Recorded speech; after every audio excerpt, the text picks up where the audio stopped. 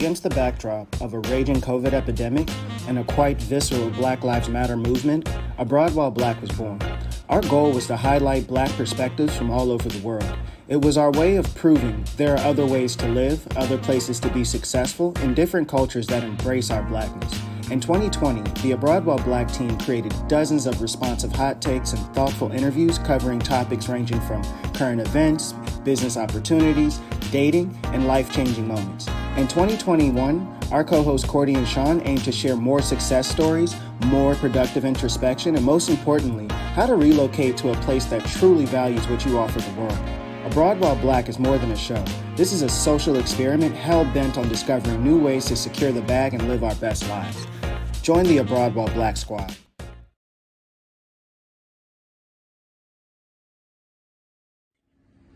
Hello, Abroad While Black squad.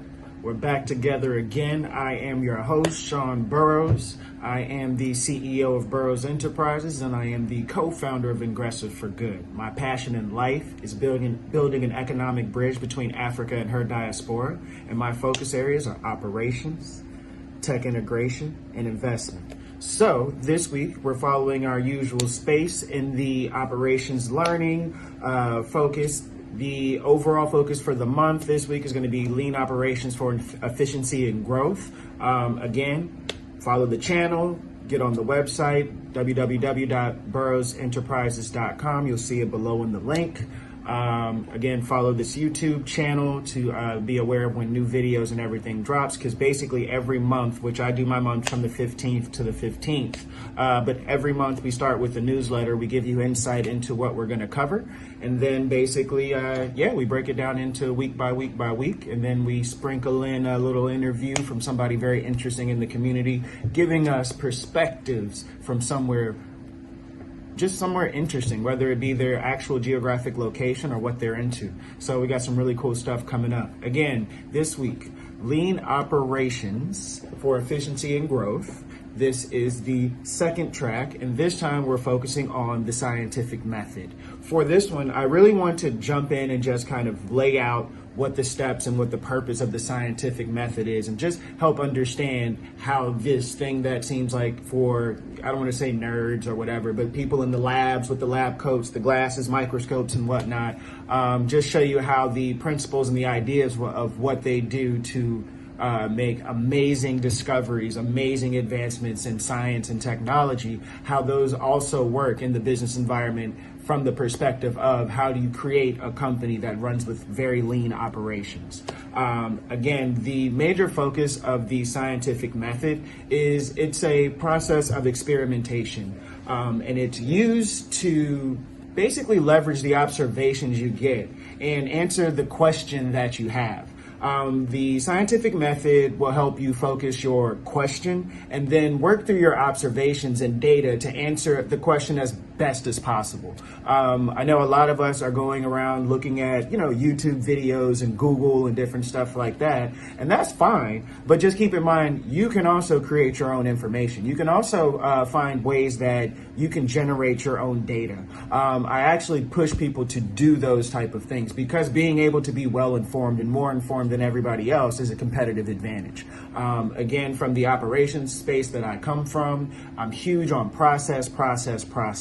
Again, a lot of times when you are looking at, how do I create a process? Like, what's the best way to do it? This is basically what that is. The scientific method is your way of creating processes that work for you and your business at different spaces, at all spaces. And again, I want us to really take this away from here and understand that your business is an experiment. Again, I did say that you can find your own information, you can lead your own data and different things like that. And again, I'm really strong behind that, but never assume that you know so much that you know everything, that you don't need to learn more.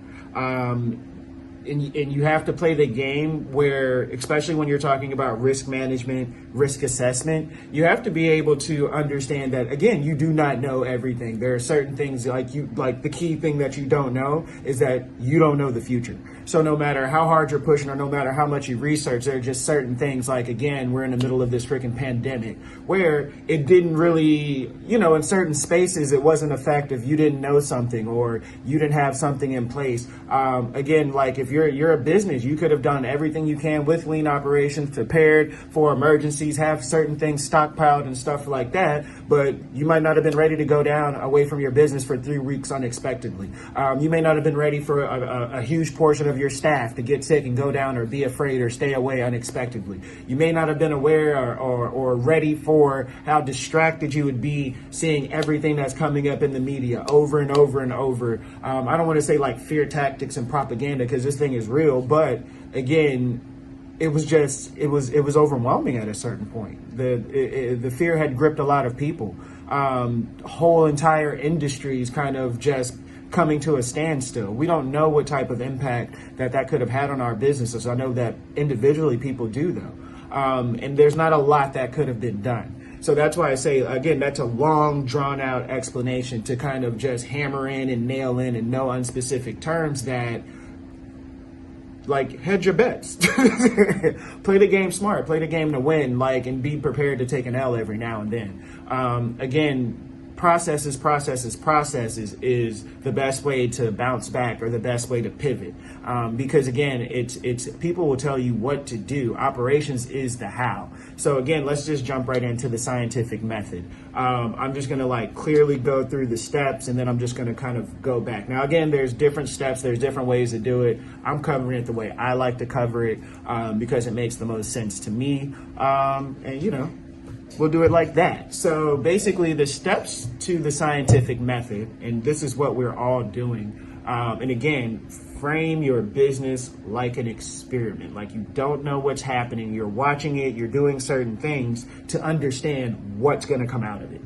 Look at it that way. Not look at it like, oh, I know exactly what I'm doing. I've been doing this for so long. I'm the best. You can say that, but behind the scenes, make sure this is how. So again, really, I just break it down, boil it down into to 6 major steps. So you have step number 1, ask a question.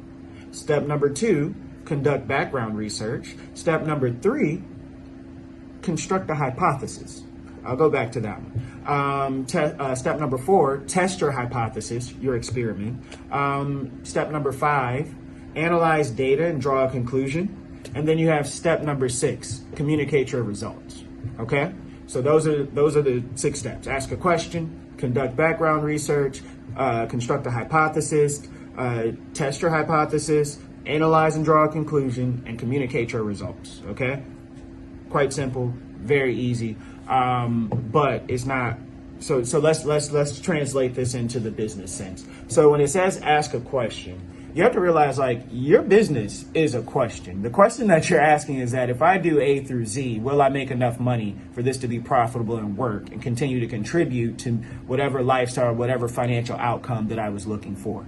Now, again, this can be your entire business model. You can do this thing to ask, like, does my business work? And you can filter that down and drill that down into certain spaces, again, covering asking a question. But like, just to filter in or zero in on the question that you're asking, again, is kind of like, does my business work? Does this aspect of my business work? Do the emails that I send to this person, I'll use email digital campaigns and different things as an example for a few places in here. But again, is the way that I'm going about doing this, is my hiring structure, is my what do you call it? The terms and conditions of my contracts that I sign with my employees and vendors. All these different things that I've learned to sit back and really pay close attention to and kind of watch and see how things play out. That's the scientific method. Being very deliberate and purposeful, cognizant, aware, on top of that on top of it, in regards to your business. So again, when you're asking that question, you're really just asking kind of like, you're just focusing on it saying, does this work or does this not work? Or is this the best way to do it? Or what should I do in certain conditions? The more specific you are, because you can conduct as many experiments, so to speak, meaning you can watch and pay attention and be tracking things for as many things that you have the capacity to do. But the more specific the question is, the more direct and measurable that the question is, like the specific outcomes and different things like that, the better it is to kind of track it. You're not tracking as many random things that would come into play when you're asking your question and trying to figure it out. So just keep that in mind. But also keep in mind when you're asking a question, you have what you call in the scientific side, you have bias, right? You have to make sure that you're not being biased with your own business. And not being biased plays into sometimes people not knowing when to quit, not knowing when to shift or move or make certain changes, being sentimental and different things like that. So yeah, you have to be kind you have to be on top of that part. So there's bias. And again, bias, being biased and in the space that you assume you already know what the answer is. You're so connected to the answer that the details, the data that you're collecting, you want to make it go and fit the narrative that you already believe. That's a recipe for success, for disaster in certain cases. You have to be confident. You have to have that reckless abandon when it comes to sometimes having to take risks, right? But you have to be quite aware of what the consequences to those risks are. You have to be quite aware, and the way that you become aware is through collection of data, both internally and externally. And again, you don't want to be biased where you're getting information. When you ask this question and the information that comes back, the answer that comes back is something that you don't want to accept. Do not put yourself in that position. Be objective. Objectivity is key in this space. You don't know the answer. And that's why, again, that's what I was touching on before. You can't really just pretend like or assume that no matter how much information that you have, that's your position and you already know everything. So be very deliberate and aware when you're asking that question. The next thing is conduct background research. When you ask a question, or a lot of times when people even start their business, they have a concept, they often don't do the research necessary to have an opinion. I don't know if you've ever been in a situation where you're having a personal conversation with somebody and what you end up encountering is a situation where the person doesn't have any facts. They're arguing with their chest, they're arguing with their heart, they're arguing based on how they feel. But there's no facts or anything behind that. Don't do that in business. Don't be that person that you're talking to. Because like I've been in the position of, as both a consultant and as a person listening to different companies kind of pitch what they have going on, where like sometimes it's very clear that they think they have the bright idea that nobody's ever had before them. They think that they're not aware of the concept that there's no new idea under the sun. And they think that they've thought of something that nobody else, has ever considered. And what has truly happened is people have considered the idea, thought about it, put a considerable amount of background research and understood the market and different things and said like, oh, I through reading these books and looking at these reports and asking people, interviewing people, finding people in the space, even people going so far as to find ways to work in competitor industries to understand how things go and how things work. They've realized like, oh no, this is for the birds. This is not something that I want to invest my time, energy, and effort into. So there's maybe I'll do something just dedicated to market research. I know I've touched on it various times on how you go and do research. Technically, this is basically how you do market research. Again, the scientific method kind of is the way you should approach all basic decision making in your company. As an employee, as a whatever. Like if you find a way to, in certain cases, I mean, it's not like every single decision you make, like, should I send this email, should I do all, but to a certain extent, there should be considerations in all of the decisions that are being made, following certain elements of this whenever possible. So again, the background research, again, is there's several areas that we can go. For all of us young people now doing business, again, it is amazing to be able to go online and Google different things like that. But in that space, just realize that you can, depending on where you are, there are some things that are just like hard facts and you just have to look it up. But in certain areas, niche spaces, spaces where there's not a lot of research or certain things like that, you'll find that basically you can find information saying almost anything. And just because you find it there doesn't make it correct. So be very cognizant, be very aware, and be very dutiful with where you're collecting your information from. Whenever you're trying to make a decision, I mean, it seems like it's common sense, but break the question down into its core parts. So if you're saying that I believe that the sky is blue, and then there will be several reasons why you think the sky is blue. I look up at it, I've seen it, it looks blue, until it's not, I guess, or whatever the case may be, but they say it's not actually blue. I don't remember what the actual facts were, but you would look at it from the perspective of, okay, so for me to look and see that the sky is blue, there are several processes going on. There's the process that's happening within me. So like my physiology, my eyes looking up in the sky and seeing something. So that's part of the process that I want to be aware of, the act of seeing, like how does that work? So when I'm asking this question, I'm going to be doing research around that part. What contributes to the act of seeing?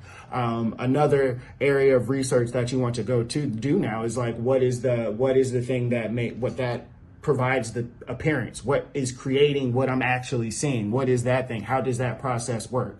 Is it the clouds, the oxygen moving a certain way? Is it the sun bouncing off the atmosphere and reflection, the electromagnetic spectrum, and all these different things are areas where, like, once you start breaking them down, your question breaks down into smaller pieces. It breaks down into additional questions that you'll have to answer the actual question that you set out to answer. And you need to do the research on all those subset areas as well. Now, again, this is when this makes more sense. You go deeper and further based on how important the decision is. But when you're talking about, again, how to create different processes, or if you're talking about like testing the viability of your business itself, which you should always do, if not every quarter, at least once a year, really just break down the viability of your business and see how it works step by step. But again, this is kind of the process and the understanding that you want to take when you're conducting background research. Again, one of the most important elements about it is just making sure that the sources that the information come from, like you want to have multiple sources that fit the narrative of what you're seeing. So like if they say the sky is blue again because the sun is bouncing off the electromagnetic spectrum, or it's bouncing off the whatever, it's bouncing off the atmosphere. If that's the reason, you want to find several sources that agree with what you're saying, whatever that source is saying, before you just accept it as true.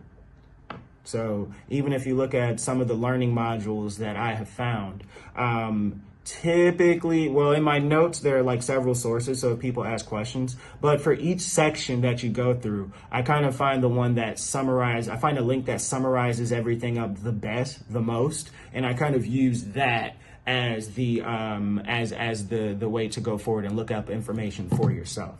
But again, each link that you see there's probably like 3 or 4 other links or other information sources that are corroborating the information that helped me make the decision. I do set out with, and this is important that you go through it with this process. I go through it with my own assumption. I take a lot of time to craft my perspective, or hone my perspective, or understand my perspective. I look deep and say, like, why do I believe this to be true? You see what I'm saying? And I say that to say, when you're getting other people's information, there always has to be a balance. When you're getting information from all of these different sources, look at it from the perspective of your particular view, your particular perspective. Be brave enough to be wrong and change it, but don't forget the you that exists in all of this research that you're doing. How does this research, so like if they're saying like, okay, to be able to be a great basketball player, or to play in this sport, to do certain things, you need to have 2 arms, right? And if you're looking down and you're a 1-armed person, like, you can believe with all your heart and soul that you're going to be able to be a great basketball player, but chances are you are not. You cannot.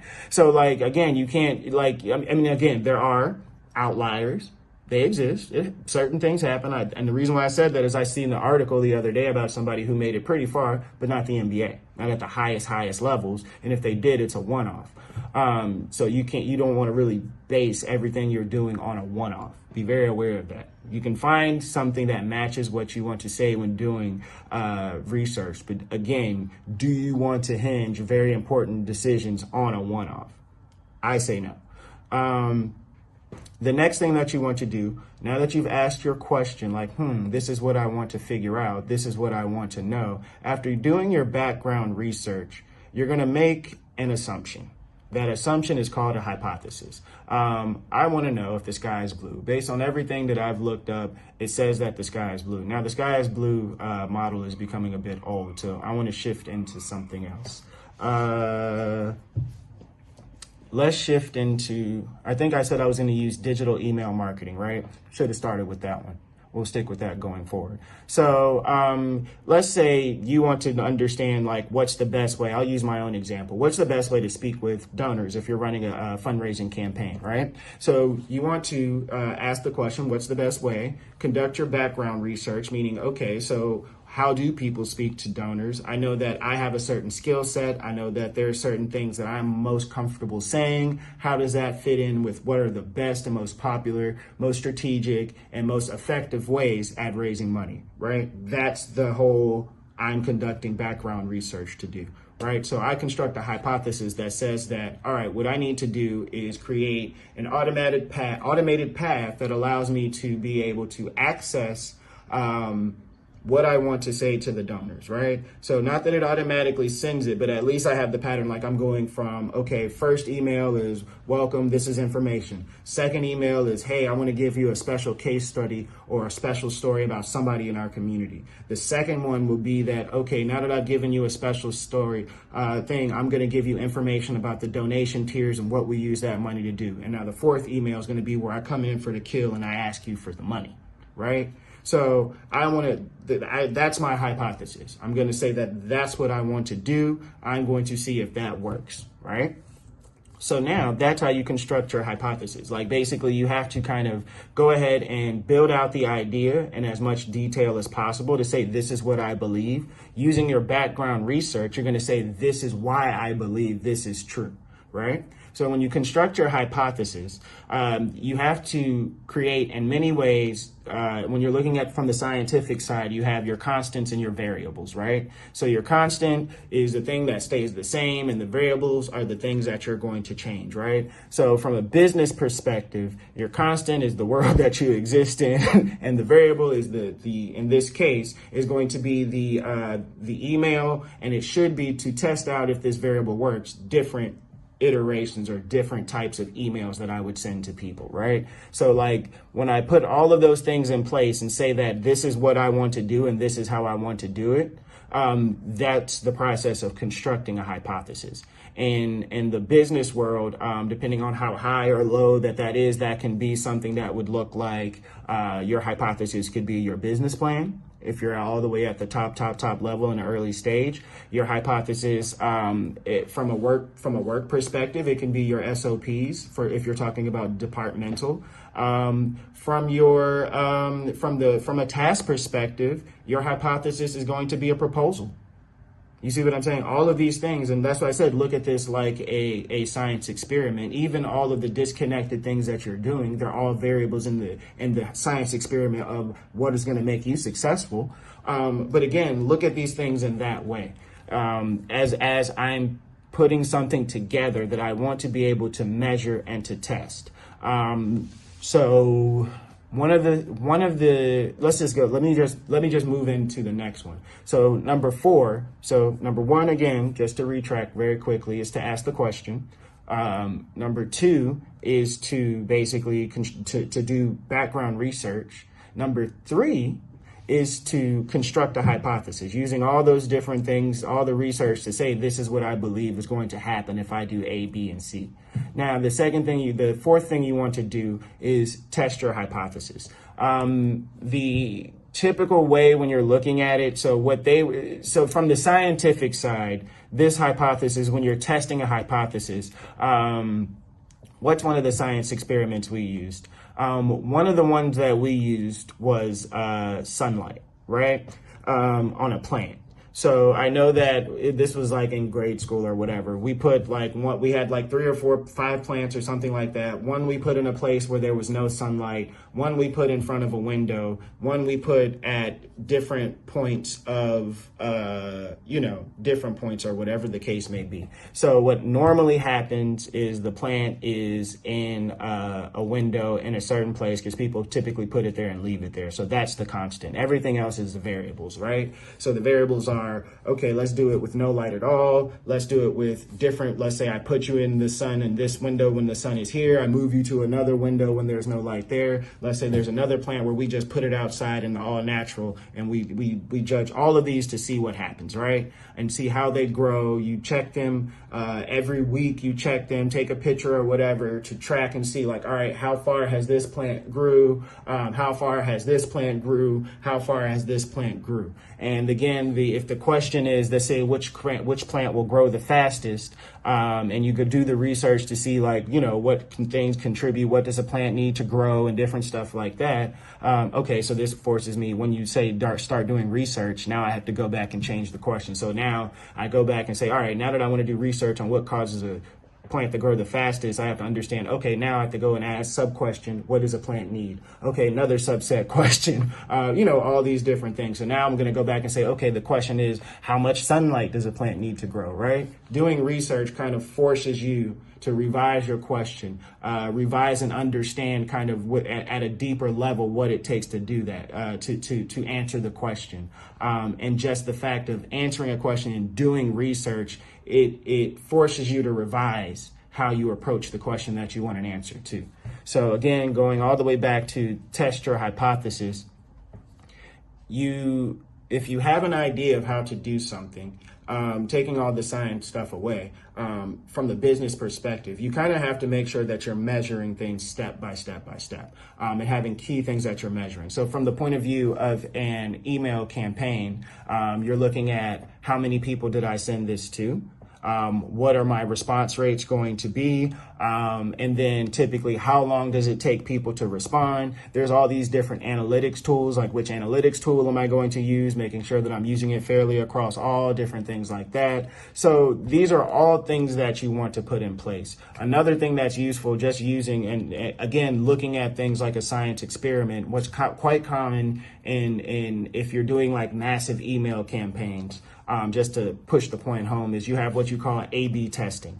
A/B testing is like, okay, I crafted the message in way A, and then I crafted the message in way B, and we sent it both to 50 people. Let's see which one got the most responses. Like, these are different ways that you can test your hypothesis to see if it works or not. If you say, like, if you have a business structure where you say, like, hey, I want to know if, like, we sell men's grooming products now, so we sell, like, beard oil. I want to know if we should start selling clippers. So maybe if that's the hypothesis, should we start selling clippers? You go and do your research to say, like, all right, how much does it cost? What are the profit margins? Different things like that. And then it will probably come back up, and then it's going to force you to refine your question. So let's say, like, all right, at first I wanted to know, should I sell barber clippers with my men's grooming product line? How about this? Can I make 10%, or can I make $10,000 next year selling clippers? You know, so like basically in doing that, now you're going to force yourself to really look at how much profit are you making off of selling these clippers. You see what I'm saying? You're looking at everything specifically. Like, I know you look at the outcomes and the different things like that, but when you're like tests, you're really breaking your business down like a science experiment, and you're really digging into this space. You're testing out, you can be testing like individual line items, individual processes, different things. Like if you have something that's working really, a lot of people focus a lot of time on researching and focusing on things that are broken, but also look at things that are actually working really good. I think that this process works really good because of A, B, and C. And then you test it in different lines of business in different ways to see if it actually works. This is how you replicate processes that are working, passing down best practices and making sure that it starts to become company culture as opposed to something that just a few people are doing well. Again, test the hypothesis, understand what it works, how it works, and this kind of brings us into the fifth step, which is, you need to analyze it and then draw a conclusion. What I look at this as is you need to analyze it, draw a conclusion. But for me, it's like typically the way I use this from the operational perspective is like this is when you create a process. This is when you say like, okay, this works and this way I want everybody to replicate this. But again, before you can get to that point, you have to look at the hypothesis, all of the information, all of the data to understand what, if it is a positive, what made it a positive, like actually looking at the data and saying like, okay, the data that I collected, the background research that I did proved to be true, and this is actually why, in line with what I researched. Or B, it was successful actually for a completely other different reason. I sent this email campaign thinking that it was the way that I crafted the message. Maybe it was that people like the name Sean, and because when I send it from my email, Sean works, but when I send it from somebody else's email, it doesn't even work. So like maybe it's I have an interesting name. Like that's a random example, right? But I'm just saying like sometimes in doing the research, you find out things work for a different reason than you thought. But again, once you understand that reason, you turn it into a process that you can replicate in other places. Or let's say you take that same process that worked. Okay, I did it in 4 steps. This is how we're going to do fundraising and different stuff like that. I'd use a different process or whatever, but just understanding that you can take a process that works in one space that's working really, really well and test it in somewhere else. And even though it may not be a perfect fit, through the process of asking the question, conducting research, looking at your own personal or your departmental strengths and weaknesses, you're able to create this hybrid of an hypothesis that you can test. You see what I'm saying? You started with something that was a core idea, and the act of testing it, putting it in the fire, it refines this idea, and something better comes out on the other side. That's analyzing it, drawing a conclusion, actually reporting and adding structure and understanding to what you found out when you were testing your hypothesis or testing your business concept. That's what this process is. That's where it all comes together. So after you put a lot of hard work and paid a lot of attention into not only the information that you gathered, but how does it engage with your company? How does it align with what you're trying to do? You come up with your own information, your own data points, your own data sets that work just for you. Now, when you're taking that type of information and you're able to break it down in that space, when you're talking to investors, when you're talking to business partners, you're just far more equipped. You have information that no matter how good and no matter how many years they've been working in the space, you have original content, original information, all these different things that nobody else has. It would just be very rare. Because again, no matter what they have, they can't, let's say, they can't account for what your strengths and weaknesses are. They know the industry, they know what's most likely to happen, but they don't know you. You can give them that piece of information. And that leads us to step number 6. You can give them that piece of information in a way that benefits you. Communicate your results. That's step number 6. So when you're creating a process internally, ensure that you're putting a strategy or a process in place to communicate the process so everybody knows what it is and how it works. A lot of times I know we've worked in companies and different things like that. And I've worked for several companies, whether it be me as an employee or me as a consultant. And you have several companies that you wake up one day and, hey, everybody do this. And it's like, you better do it or else you got a problem. You're not going to have your job, homie. So you're going to do what they ask you to do. And then I've worked for companies that have said like, okay, hey, we're doing A, B, and C. This is why we do it. We would like you to comply.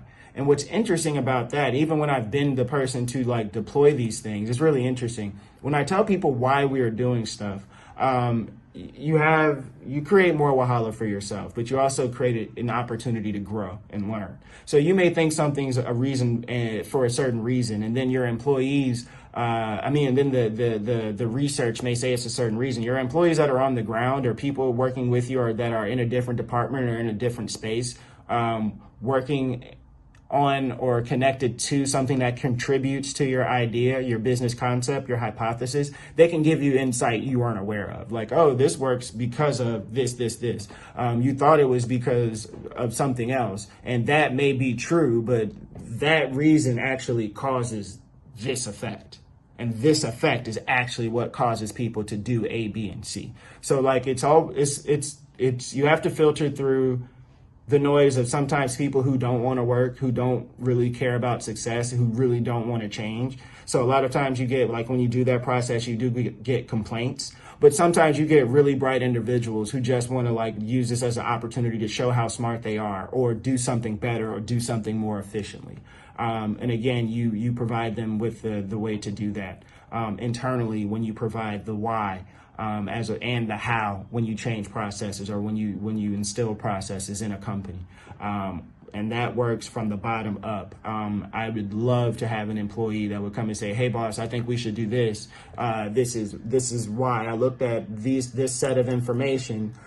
This is the conclusion that I had. And when I tested it, this were the outcomes. I think we should change. I only could do it with the thing that I could influence or that I had on. Maybe it's not even something you could do, but it's like I've come with an idea of something we should change or something we should do. And I actually have research that says why, whether it be your own personal research, like adding weight and depth to the idea that you have, like show me you thought about it. I'm way more likely to listen. And then when you have somebody that has an idea, sometimes it's more convenient just to have them do it. I've been a person that's moved up in certain capacities because they were like, just let him do it. He had the idea. So again, communicating your results is really important. Another thing to look at as well is that in this post-pandemic world, there's been a lot of focus on digital marketing, your digital space, and doing these type of things.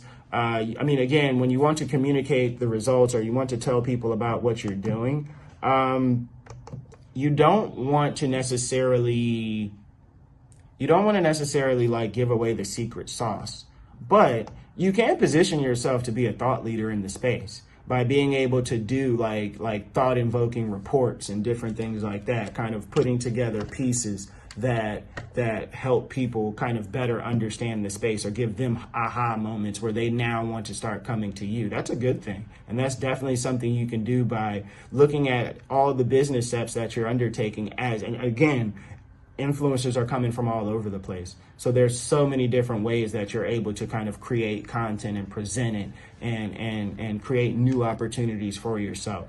I know a lot of people want to go viral. I think I'm old school, I'm an 80s baby. So there's that part. And I wouldn't mind going viral, but I know how I want to go viral. And I would say to people that it's a easier sell or it's a better sell for like quality of life balance to be able to go viral or be engaged with or be sought after for something that provides value and something that you're passionate and knowledgeable about. So again, by being able to do these reports in that space, the content you create will be heavier, weighty, more engaging content, meaning that the people, it may not have as many people as you want, but the people who are locked in, they love it, they're plugged in, they're trying to get more of it, and they're the ones that are going to kind of support you going forward. These are the ones that you're going to be able to potentially transition into customers and et cetera. So again, communicating your results is a very important part of doing this. Again, don't give away the secret sauce, but do position yourself to be engaging and engaged in a space where they see you as knowledgeable. So I think I have another slide. Of course, I'm going through my slides for those of you who have been on the newsletter list.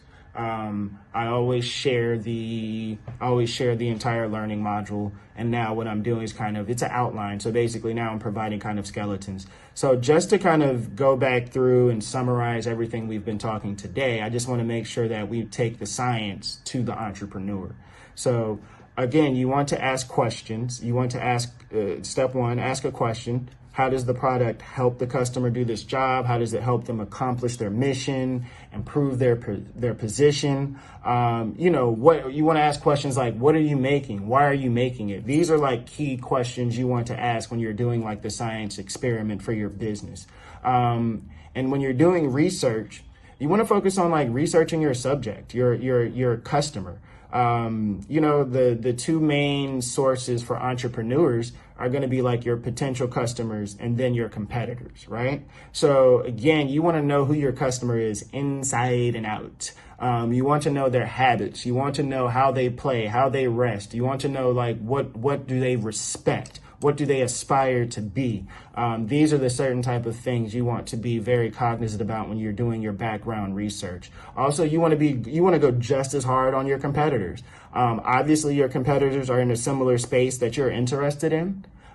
They have your attention. They have other people's attention, hopefully, if they're selling and different things like that. So you kind of want to understand. You don't want to have to fight the same battles they did.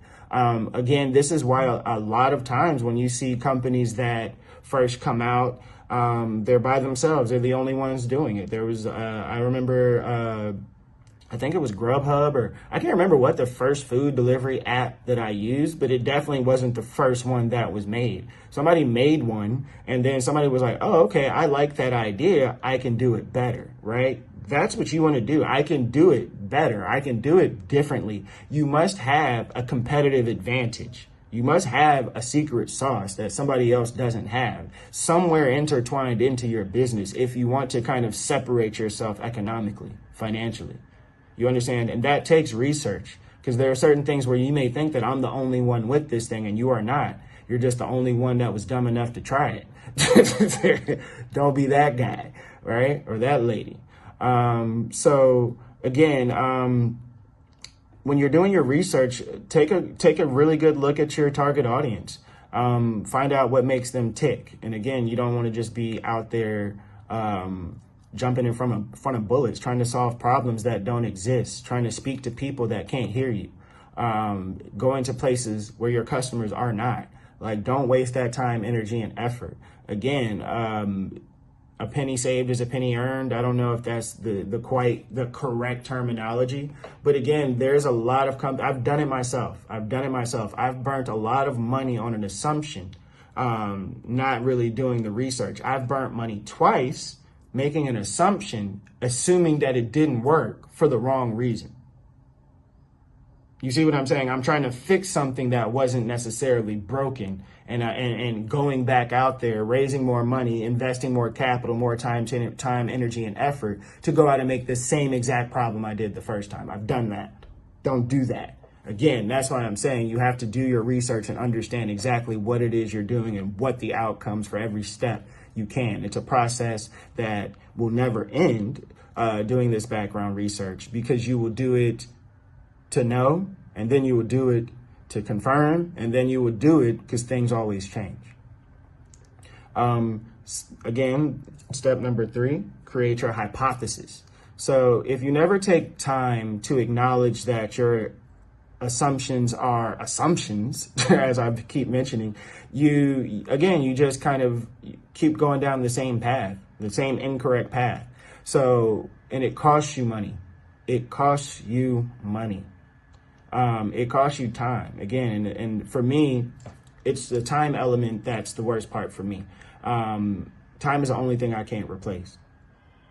The next thing you have to do, again, step 4 from the entrepreneur's perspective, is test your hypothesis. This is one of the most important steps. Of course, I've always said it. It's not to merely establish an idea, but it's to put that idea to the test, both in business and in science. Bars. So again, test it out. Like, I've already kind of covered that one, so there's not really a way to go. But again, the thing that I really have to put to bed here is like the assumptions. You can't just be out here assuming recklessly out here in the streets. You can't be like an assumption thought. Don't do it. Form a conclusion. So your experiments won't mean anything unless you have a way to concretely and objectively measure their results. Form a solid conclusion about your hypothesis. Form a solid conclusion about your hypothesis. This thing should end in an action item. This thing should end in a process. This thing should end in change. Again, you're asking a question: is something effective or ineffective? Is it could it be more effective? What, am I right or am I wrong? Does this work or does it not? And you want a resolute answer. You want to keep pushing. The experiment is not over until you arrive at a resolute answer. There are times where you may have to restart your experiment because sometimes it can be corrupted in any number of different ways. Not tracking, not keeping up with the numbers, different things. Start over, try again, but come to a point where you arrive at a conclusion that you feel comfortable shopping around. Like, it may be something that's internal, but feel confident about it when you create it. Like, okay, I know what I know now.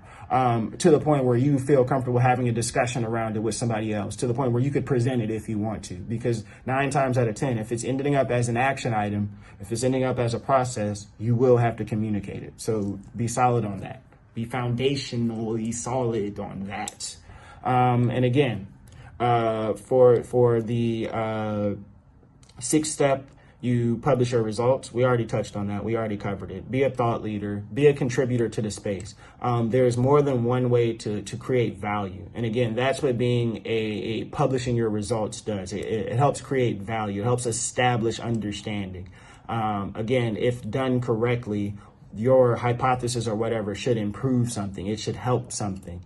And being able to communicate what that is to people makes sense. So like if you're a bank, if you're putting in a bunch of new restrictions on how you check money or how you do different things that causes more work for people and the customers, you have to be able to communicate to people like, hey, look, this is saving you from fraud. We're so invested in this. We know that this is not popular, but this is some tough love that we have for you. You have to be able, you see what I'm saying? You got to be able to make it look sexy, a little attractive, but communicate it. Whatever you're creating, it should be engaging to the target that you're sending it to. So put it out there in a way that's strategic and that benefits you. But yeah, just, you got to get it out there. You got to be out there in them streets with that information in a way that's, you know. So I'll stop there. Next week's lesson that we're going to get into, we're going to be focused on growth, lean operations for growth. I'll kind of lean a little bit into some of the stuff I've covered previously. What do we call that? Goal setting for generating revenue. But yeah, it's more so focused on the operational side of you've set the goals. So now it's like, how do you deploy some of these goals? So next week is growth. Thank you. If you like the content that you're hearing, again, subscribe to the newsletter. Follow us on all of our social media channels. You have Burroughs Enterprises, you have Abroad While Black, and you have Serious_Black, links below on the various channels. Please come to the website. That is where you will find most of all the information from way back. I keep a content bank. So you're going to find that on burrowsenterprises.com. Look under resources, look under the blog, look under the articles. There's a lot of cool stuff going on. I like to communicate. I like to share. And I don't like to be the only one with the information. So follow your boy on that too. So if you like the content that I'm creating here, please smash that like button. Follow us, give us a thumbs up. You know how these algorithms work. Again, I'd love for people to share this information.